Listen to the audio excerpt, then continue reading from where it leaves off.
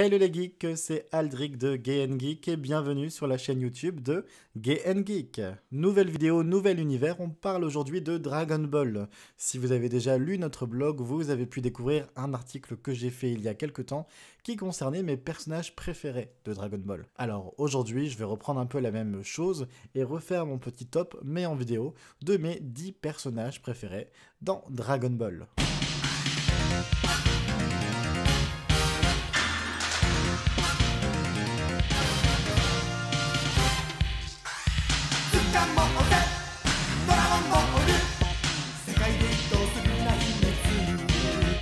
Attention, je n'aborde ici que la série Dragon Ball, donc les premières aventures de Goku enfant, qui démarre à sa rencontre avec Bulma pour la chasse au Dragon Ball, jusqu'à son mariage avec Chi-Chi et le tournoi où il va combattre donc Piccolo Junior.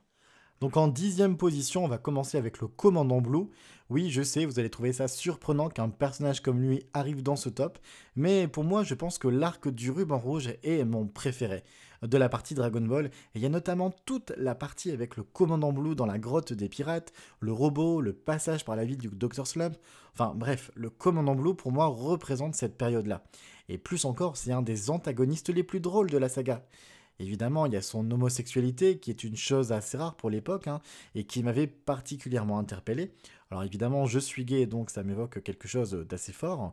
Il y a notamment donc sa peur des femmes, et les scènes qu'il confronte à Bulma sont d'ailleurs ultra hilarantes. Le fait qu'il soit également un simple soldat, mais qu'il dispose de pouvoirs psychiques, pour l'époque, moi je trouvais ça plutôt cool. Mon seul petit regret, c'est sa mort face à Tao Pai Pai.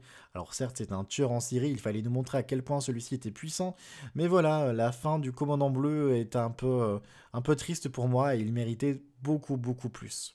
Et en 9e position, on a donc Piccolo, je vais parler ici autant de la première version que de la seconde, Piccolo Junior.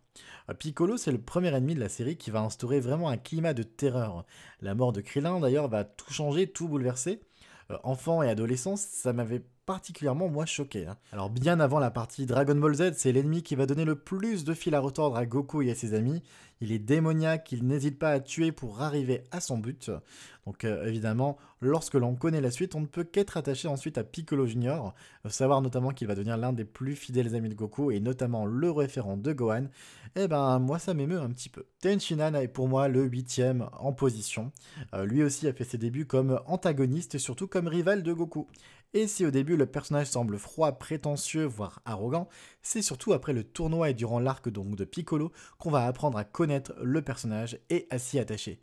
J'ai aimé sa détermination à vouloir combattre Piccolo, quitte à sacrifier sa propre vie, et il y a aussi son amitié qui est très attachante avec Chaozu, qui est quelque chose qui m'a beaucoup intéressé chez le personnage. Donc voilà, il est en 8e position pour moi. Un personnage culte de la série, Kame Sennin, Tortue Géniale pour les francophones, va beaucoup parler, et en effet, c'est pour moi le 7e en position. Comment on peut parler de Dragon Ball sans évoquer ce personnage? C'est le représentant à la fois de la sagesse, mais aussi de l'humour, notamment par sa perversité. Il est totalement amoureux des femmes, il n'hésite pas à manipuler des esprits simples comme Goku pour avoir le droit, ne serait-ce qu'un tout petit instant, au plaisir charnel d'une vraie femme. Alors oui, c'est un gros pervers qui mérite chacune des baffes et des coups de poing infligés par Bulma, mais c'est aussi un mentor d'exception pour ses élèves. Et Goku aura beaucoup appris grâce à lui, il n'en reste donc pas moins un excellent maître en arts martiaux. En 6e position, on a donc Krillin. Au début, pour moi, il est insupportable. Mais j'ai envie de dire, comme la plupart des antagonistes de Goku, qui se révéleront être ensuite ses amis par la suite. Ce que j'ai bien aimé chez lui, c'est sa fidélité envers ses amis et notamment envers Goku. Il est donc attachant, il est mignon, il a sa petite taille, son manque de nez, et c'est un personnage qui est plutôt malin, plutôt ingénieux et intelligent, et qui compense vraiment avec la naïveté et la bêtise de Goku. Donc pareil, on sait que Krillin va devenir un personnage par la suite très proche, très fidèle à Goku. Il est numéro 5 pour moi et c'est Olong, Olong le cochon. Et oui, ça va surprendre, mais pour moi, c'est un de mes personnages favoris de l'univers. Olong, c'est le cochon polymorphe qui peut se transformer en ce qu'il veut, du moins pendant 5 minutes avec l'obligation de se reposer 1 minute avant de recommencer. Ce qui est très différent de Puer, qui est donc son rival puis son ami, vu qu'ils ont été ensemble à la maternelle, qui lui a beaucoup plus de temps dans ses transformations. Olong, c'est l'exemple même de la folie d'Akira Toriyama et de ce qu'il est capable de créer. Olong donc représente ce que j'aime le plus dans l'univers Dragon Ball, des personnages loufoques et décalés. S'il dispose aussi d'une énorme potentiel comique, il est aussi pervers que Camille Sénine, il a ses chamailleries avec Pouer qui sont plutôt drôles. C'est aussi pour moi un ami fidèle, bien que très peureux et très foussard, qui va accompagner donc Goku un peu tout au long de ce parcours et de sa vie, et qui va aussi rester très fidèle notamment aux autres, dont Bulma. En quatrième, on a donc Lunch. Lunch, c'est le second personnage féminin d'importance dans la saga Dragon Ball, après Bulma bien évidemment. C'est aussi une belle représentante de ce que Akira Toriyama a pu créer de plus fou. Qui aurait eu l'idée, à part lui, d'une jolie jeune femme capable de changer de personnalité à chaque éternuement? Alors oui, il y a sa version brune, qui est la parfaite femme au foyer, gentille, serviable, fidèle, très sympathique. Et tout d'un coup, atchoum, elle éternue, et c'est sa version blonde que j'adore tout autant.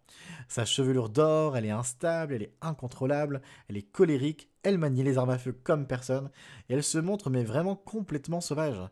Et cependant, au contact de la bande, eh ben, elle va s'assagir et devenir une réelle amie. Elle va donc notamment démontrer également comment elle est capable d'avoir des sentiments en étant attachée puis amoureuse à Tenshinhan. Yamcha est pour moi le troisième en termes de position. Il a eu l'occasion de briller à quelques reprises dans Dragon Ball. La suite, tout le monde le connaît, et il sera qu'un faire-valoir et le plus faible des guerriers de la Team Z. Mais cependant, dans Dragon Ball, Yamcha, c'est le beau gosse qui a la classe. C'est lui qui va faire chavirer le cœur de Bulma, et oui, leur histoire d'amour est aussi rythmée de ruptures et c'est délicieusement drôle à regarder, hein. Et c'est aussi un ami tout aussi fidèle que les autres et précieux pour Goku. Sa relation particulière avec Pouer, donc son animal de compagnie, moi j'ai bien aimé ça. Et il y a aussi le fait qu'il sache reconnaître qu'il est malheureusement en dessous de ses amis. Et c'est aussi quelque chose que j'admire chez lui. Et oui, Goku, il est qu'en numéro 2 pour moi. Comment on ne peut pas parler de Dragon Ball sans parler de Goku? C'est le personnage principal de l'aventure. Alors ouais, beaucoup d'entre vous l'auraient mis en première place, je le sais, mais pour moi mon coup de cœur ira à Bulma et j'y reviendrai. Cependant, Goku, c'est un personnage que j'aime énormément.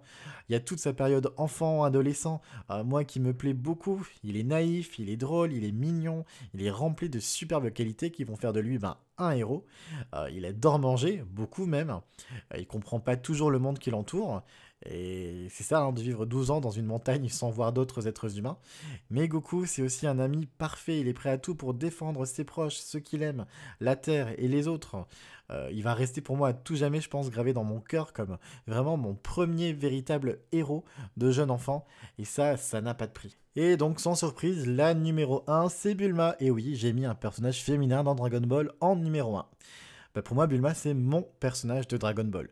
Il suffit de venir chez moi pour voir toutes les figurines et les statues que je possède d'elle. C'est impressionnant. Bulma, c'est le personnage qui me parle le plus et avec qui je pouvais parfois me reconnaître. Elle a beau être la fille la plus intelligente du monde, elle est aussi une aventurière d'exception. C'est par elle d'ailleurs que tout va commencer, tout va débuter. C'est elle qui cherche les Dragon Ball et qui va rencontrer Goku dans la montagne. Elle va le convaincre de le poursuivre à l'aventure avec elle. Et l'amitié Bulma-Goku, tout au long de la saga, pour moi, c'est une chose que j'ai trouvé bien développée, bien amenée, et qui me plaît beaucoup. Ce que j'aime aussi chez elle, c'est qu'elle surmonte toujours ses peurs pour être une femme courageuse. Elle n'hésite pas à dire ce qu'elle pense tout le temps, peu importe l'ennemi qui se trouve devant elle. Alors oui, son intelligence ne l'empêche pas d'être impulsive, mais c'est aussi pour ça qu'on l'aime, je pense. Elle est amoureuse de Yamcha, elle sait aussi s'imposer dans son couple, elle se laisse pas faire, notamment quand son homme va se montrer infidèle. Et Bulma, pour moi, est l'héroïne, au même titre que Goku, de Dragon Ball. Je trouve ça vraiment judicieux et intéressant d'avoir un aussi bon personnage féminin dans une saga, qui s'adresse notamment particulièrement aux garçons. On regrettera peut-être la mise en avant de ces formes, de ces courbes féminines qui va... On sait, les mecs, s'ils regardent Dragon Ball et aussi s'ils aiment Bulma, c'est pour ça. Mais voilà, pour moi, Akira Toriyama va vraiment casser tout ça et aller beaucoup plus loin en creusant un personnage féminin ultra badass, ultra fort. C'est donc tout pour aujourd'hui, donc vous n'hésitez pas à me dire quels sont vos personnages préférés dans Dragon Ball. Pour la partie Dragon Ball Z, on y viendra plus tard. Donc à vos commentaires, à vos messages, n'hésitez pas à me dire également ce que vous avez pensé de cette nouvelle vidéo. Comme d'habitude, on est sur YouTube, donc un petit pouce s'il vous plaît, un petit commentaire, abonnez-vous évidemment, et continuez de nous suivre sur Facebook, le blog et les réseaux sociaux. A très bientôt les geeks, bonne journée, c'était Aldric de GN Geek.